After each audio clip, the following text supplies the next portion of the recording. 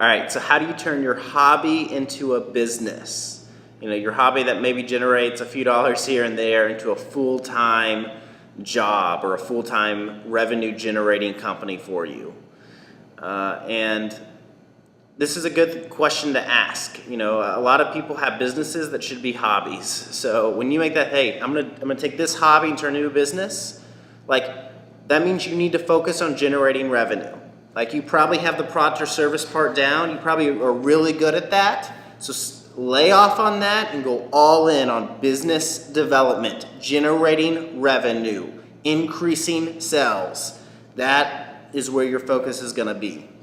And here's kind of the three things to do that. One, build relationships.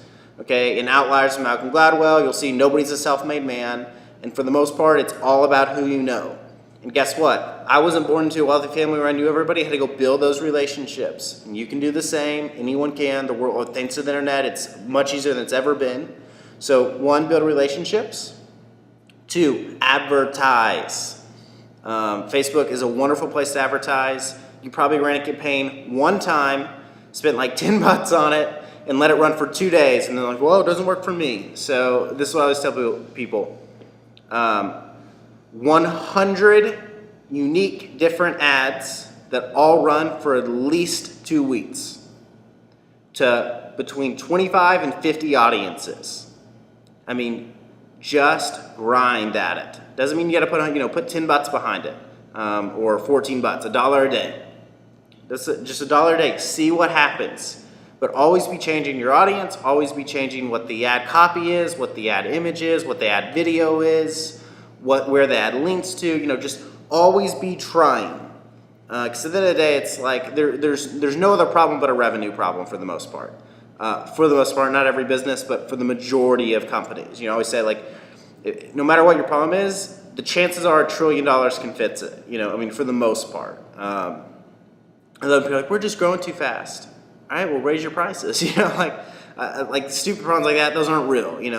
The main problem, there's a reason Coca-Cola still advertises. They want more revenue. So when you're going from hobby to job, hobby to owner of a company, if you scale it to that point, if you're, okay, how do I, I'm good at this, how do I take it? Business development. So one is who you know, is building relationships. Two is advertising. And three, hiring experts. Look, if you don't know how to build a website, find somebody who does. If you don't know how to design a logo, find somebody who does. If you don't know how to create Facebook ads, take a course online for it or find somebody who does. If you don't know how to get a loan at a bank, find somebody that has done that before. At the end of the day, it's like, one, there's a ton of people out there that love to help people. But two, there's lots of ways you can provide value and make a deal. For example, I'll buy anybody in the world a Rolls Royce. Anyone. If you bring me $1 million worth of deals, I'll buy you a Rolls Royce. No questions asked. You bring me $1 million, I'll bring, no problem. Not a problem. Exact same way. If you meet somebody who, let's say, is the best in the world of Facebook advertising, you say, okay, I make $8 every time this product is sold. And I'll give $7.50 to you if you do these Facebook ads for me. I'll literally make nothing because I know that I'm building customers and building a brand, and I'll get them on the second time around.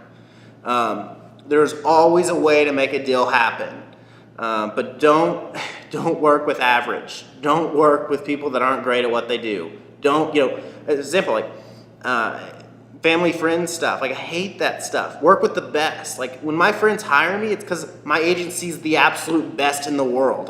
That's it. It's not because I'm friendly or they like me or like my videos.